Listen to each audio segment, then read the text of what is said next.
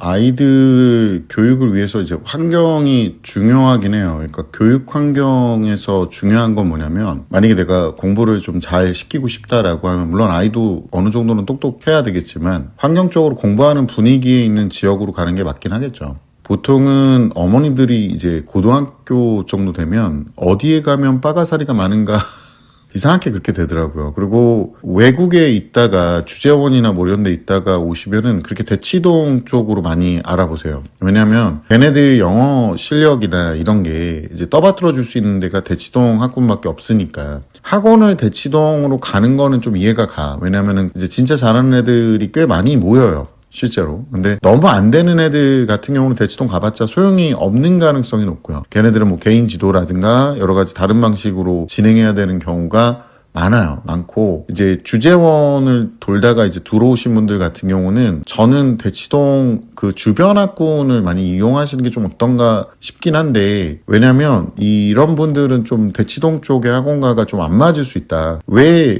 안 좋을 수 있다라고 얘기를 하냐면, 대치동 쪽에서 얘네들이 다른 과목에 대한 밸런스를 못 잡는 경우가 많아요. 그러니까 대치동이 못 잡는 게 아니라 아이가 해외 교육을 많이 받고 온 애들 같은 경우는 우선은 그 아이가 잘못된 건 아니거든요. 근데 해외 교육을 너무 오래 받고 와가지고 국내에 이제 오게 되면 뭐가 문제가 되냐면 영어 빼놓고 나머지는 다 바닥에 있어요. 그러니까 애들이 정신을 못 차려요.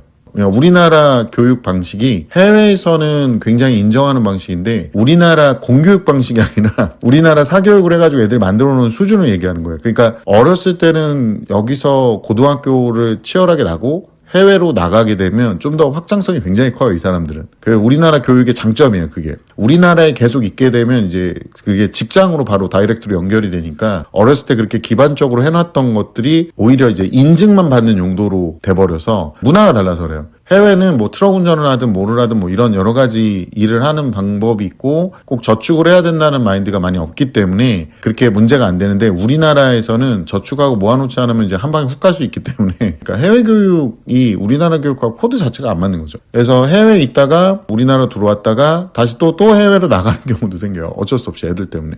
그러니까 대학을 거기서 나거나 그래야 돼서. 그러니까 우리나라에서의 입시에서는 그 해외 경험이 딱히 의미가 없어지는, 너무 어렸을 때 있다가 한 중학교 1, 2학년 때 잘못 오게 되면 그 해외 교육에 호주나 이런 데서의 교육이 머리에 남아있는 애들이 있어요. 그러면 자꾸 그 얘기만 해요. 그러니까 거기서의 그 아이들한테 선택식으로 줬던 그런 교육만 생각을 하니까 얘네들은 자꾸 그 얘기만 하고 집도 좋잖아요, 보통은. 이런 식으로 해서 대치동에 와서 실패한 케이스도 굉장히 많고, 또 뭐가 문제가 되냐면 고등학교 정도 되면 이제 학원을 다닐 수밖에 없는 이유가, 지금 제가 이제 솔직하게 얘기를 하면 고교학점제에서 학생부 개념은 등급이 잘 나오고 올해 1등급 나오고 이거는 당연히 중요할 수 있죠. 학생부에 기입이 돼야 될 거는 만약에 2등급을 한번 찍었어. 그러면 망했어, 끝났어, 이게 아니라 학생부를 사용해서 뭔가를 해야 될 때는 얘가 아침에서 1시간 정도 일찍 가요, 학교를. 30분, 40분 일찍 가서 수학 문제를 매일 풀어. 그럼 선생님 눈에 들 거 아니에요. 그래서 보여주는 거예요. 그러니까 아무 뜬금없이 하면 안 되고, 그래서 좀 일찍 가가지고 시간 맞춰서 가는 게 아니라, 요즘 애들 보면 시간 맞춰서 가는 새끼들인데 뭐 학종이야, 그냥 인생 쫑이야, 이 새끼야. 근데 그런 식으로 해서 이제 다음 학기에 등급이 오르잖아요. 생기부에 기록이 될 때는 되게 좋게 기입이 되는 거예요. 그러니까 예를 들어서 선생님한테 질문도 더 많이 하고, 선생님한테 이제 수학적인 활동을 많이 해서 이제 올렸다. 그러니까 보통 수학이 코어긴 한데, 그런 거 더 공부하기 위해 선생님한테 가서 질문도 좀 많이 하고 또 문제집 풀면서 또 질문도 했던 선생님 기억이 있는 상태에서 아이가 이제 학생부에 그런 걸 적어내게 되면 이제 나중에 더 좋게 적어주겠죠. 그러니까 이 아이는 어렵지만 이거를 헤쳐나가려고 노력을 했다라는 게 기입이 돼 있으면 인센티브가 붙는 거죠. 그러니까 예를 들어서 꼭 1등급이 아니다, 망했다, 이런 개념이 아니라 내가 이걸 1등급을 맞기 위해서 어떤 노력을 가했다라는 거를 이제 증인과 함께, 증인은 이제 학교 선생님 눈에 자주 드는 게 좋겠죠. 그리고 학생부에 기록될 수 있게 나중에 어차피 적어서 내긴 해요, 자기가 했던 활동들을. 그러면 이제 그것들을 선생님이 인상 깊게 봤으면 적어줄 거예요. 그러면 이제 그런 내용들은 인상적인 내용이 되겠죠. 그 많은 양을 어떻게 다 읽냐 하는데 요즘에는 이제 인공지능이 읽을 겁니다. 인공지능이 있고 인상적인 부분을 추려봐, 뭐 이게 가능해져요. 그런 식으로 판별을 할 거고, 인공지능이 이 학교는 어느 학교의 가능성이 높다, 이것까지 다 판별이 될 거라서 학생부 자체를 주면 이제 인간이 글을 읽을 거라는 생각을 안 하시는 게 좋으세요. 솔직히 말해서 글을 작성하는 것도 요즘에 인간이 잘 안 하고 글을 읽는 것도 인간이 잘 안 합니다. 그래서 아까 말했던 대로 뭐 대치동 가서 학원을 다니는데 어머님들이 이제 라이딩까지 해가면서 대치 수업을 듣는다라고 했는데 저는 개인적으로 내신 수업을 위해서는 대치를 굳이 원거리에서 들을 필요는 없다고 보고 클래스가 좀 높아. 아까도 말했지만 영어 실력이 굉장히 높아. 거의 원어민 수준이야. 라고 한다면 이제 대치동을 갈 필요가 있겠죠. 근데 문제는 뭐냐면 내신이 또 안 나와요, 얘네들이. 그러니까 우리나라 사람이 우리나라 말 문법을 잘 못하듯이 걔네들도 우리나라 내신에서 나오는 문법을 잘 못합니다. 웃긴 거예요. 문제는 또 한글로 나오는 경우가 있기 때문에 그런 것들이 문제가 될 수 있어서 굳이 뭐 대치까지 가야 될 경우라면 상위 티어에 있는 애들은 대치까지 갈 필요가 좀 있다. 그 밑에는 이제 일반적인 학원가가 형성되어 있는 지역이라면 학원가에서 하는 게 맞고요. 학군지가 아닌 지역에 대해서는 함부로 말씀드리기가 참 어려워요. 그러니까 그게 어려운 거예요. 환경이라는 게 그러니까 주변에 뭔가 이제 내가 할 수 없는 것들이 있잖아요. 그러다 보니까 이제 그런 학군지로 가서 그 분위기에 휩쓸리게 만드는 거예요. 예, 학교도 웬만하면 좋은 학교 가는 게 맞긴 해요. 그러니까 이게 양면성이 있는 거예요. 좋은 학교를 가면 성적이 막 밀릴 거고 그렇다고 해서 빠가사리들이 있는 학교를 보내자니 그 분위기에 취해서 얘가 그런데 또 잘할 수도 있는 거 아닌가라는 생각을 하는데 제가 솔직하게 말씀드리면 보통은 밀립니다. 같이 물들어서 같이 손에 손 잡고 학교 벽을 넘어서 아주 세상 참 넓구나 이러면서 막 돌아다녀요. 뭐 올림픽도 아닌데 막 그러고 다닙니다. 그래서 괜히 가가지고 그런데 물들지 마시고 이게 되게 안타까운 게 애들은 다 비슷한 베이스를 갖고 있거든요. 근데 그 분위기가 애들을 그따구로 만드는 거예요. 솔직히 말하면. 그러니까 웃기잖아요. 뭐 이렇게 문제아들만 있는 학교에 문제아들 숫자가 많아지고 컨트롤이 안 되면 그 학교는 그냥 완전 똥통이 됩니다. 거기서 착한 애가 있기가 상당히 어려워요. 이해가세요? 네, 그래서 좀 더 그래도 좀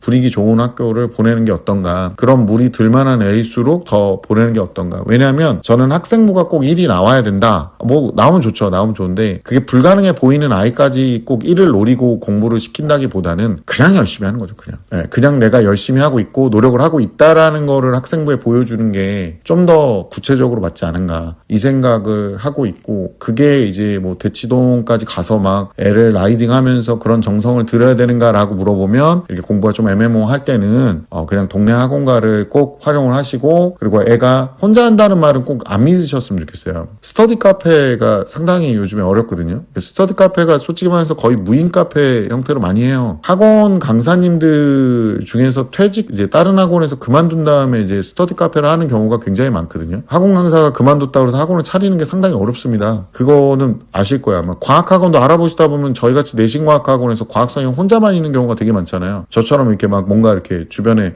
내 동료가 되라 이렇게 해가지고 끌고 가시는 분들은 거의 없습니다. 힘들어요. 아니면 얘도 원장, 쟤도 원장, 요 녀석도 원장, 저 녀석도 원장 막 이래서 우리 모두 원장 막 이래요. 그래가지고 4개의 관이 있습니다라고 하는데 각 원이야. 근데 그 선생님들이 막 돌아다니면서 수업해. 그래서 애들이 문 잠겨 있는 학원에 문 앞에서 대기하고 있어요. 요즘에는 이제 알아서 열리게 막 해놓는 시스템도 있긴 한데 그런 경우가 많다. 근데 우리 같은 경우는 제가 이제 좀 특이하게 운영을 한 거니까 그 정도 신뢰를 쌓는데 꽤 오랜 시간이 걸렸어요.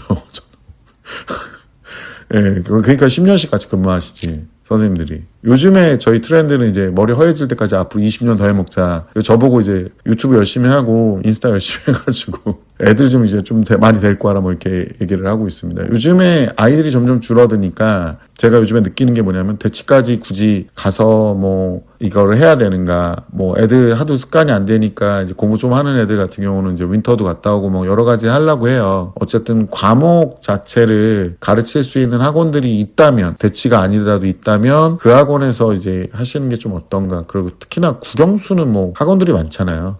제일 중요한 건 이제 과탐 같은 경우가 참 구하기가 어렵고 그거는 솔직히 대치나 뭐 다른 학원가를 왔다 갔다 하는 건 저도 이해는 갑니다. 고교학점제가 참 그래요. 이게 학원 도움이 없으면 불가능하다고 얘기하는 게 뭐냐면 너무 과목 개수가 2학년 때 많고요. 너무 빠르게 가요. 그리고 내용도 많아. 물리학 같은 경우 옛날에 물리학 1이었는데 지금 물리학으로 바뀌었거든요. 옛날엔 1년 동안 100이라는 내용을 배웠으면 지금은 70 정도로 줄여놨는데 이거를 한 학기에 배워요. 그러니까 아마 학교에서 뭐 중간고사를 안 보는 학교도 존재할 수 있어요. 선생님이 안 구해지면. 그렇게 되면 기말에 시험 범위가 굉장히 늘어나긴 하는데 또 이때도 일부 또 건너뛰는 학교들이 분명히 존재를 할 거예요. 그리고 앞에 수행평가로 때우거나 이런 식으로 하면서 뭐 수행평가도 채점도 화학 선생님이 하시거나 뭐 이럴 거예요. 왜냐면 그 모든 과학 선생님 못 구하니까. 솔직히 말하면은 이전에 학교에 대한 데이터를 갖다가 예측을 하는 행동을 하는 경우는 의미가 별로 없고 그냥 미리미리 좀 준비하고 있는 게 맞다. 그리고 바로 또 2학년 2학기 때 보면 과목이 또 3개 이렇게 분포하고 있고 뭐 어떤 애들 같은 경우 문과인데 과탐 하나 넣어놓고 막 이런 애들도 있더라고요. 뭐 나중을 위해서 뭐 그러는데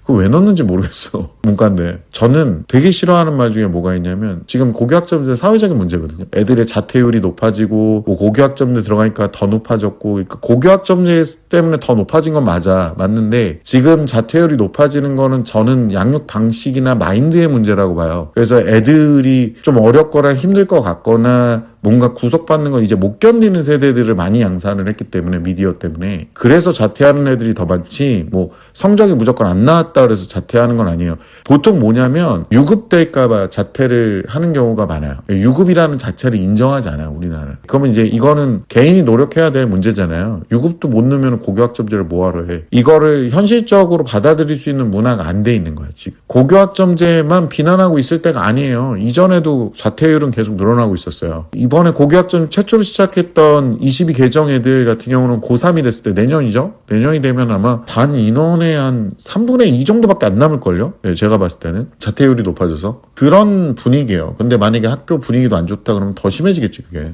애들의 사춘기 때 막 어떤 애들 학교 관두고 싶다 그만두고 싶다 그러면 거기에 막 집중하시는 부모님도 계시고 막 그래가지고 제가 개인적으로 말씀드리지만 그 사춘기 때 그 헛소리에는 집중할 필요가 없어요. 애들이 진짜 열심히 하는데 힘들어서 낑낑댈 때 그때 진심으로 어머니가 위로를 하고 응원을 해줘야 되는 거지 그런 쌉소리나 뭐 아이폰 23 프로 사주세요 뭐 이런 거를 갖다가 거기에 막 집중하시고 계실 필요는 없다. 그러니까 어머님들이나 아버님들이 좀 많이 좀 잘못하시는 게 뭐냐면 대화할 수 있는 아이를 키운 다음에 대화를 시도를 해야 돼요. 그러니까 어렸을 때는 꽉 잡고 끌고 가면서 나중에 풀어주는 게 제일 좋거든요. 근데 어렸을 때는 뭐 말 잘 듣는다고 안 풀어주다가 사춘기 오면 갑자기 얘가 돌변해서 아니에요. 그게 본성이 드러나는 거야. 근데 그런 애들 이제 막 가르치다 보니까 이제 뭐 좋은 학원가를 가야 되는가 아니면 공부 못하는 애들 집단에서 얘가 군계 일학을 하게 하는가 그냥 군계 일학이 아니라 군계 치킨이죠 걔는. 닭들 사이에 벌써 치킨으로 다 튀겨졌어 애가 혼자. 어머니들 생각하는 것보다 애들 상태가 굉장히 안 좋아요. 나중에 확인해 보면. 환경의 중요성에서는 아까 말했던 대로 학원가에 갈 정도의 레벨인가 그 상위 티어 학원가에 그런 것도 보시고 또 우리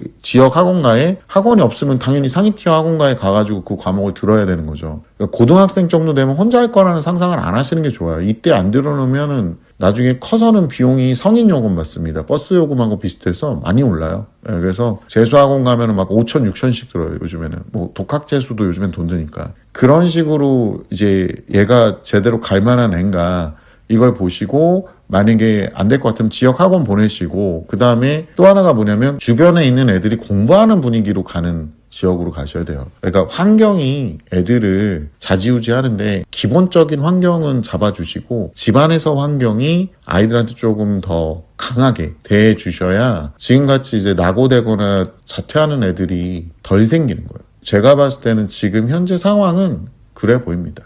뭐 제 개인적인 의견입니다.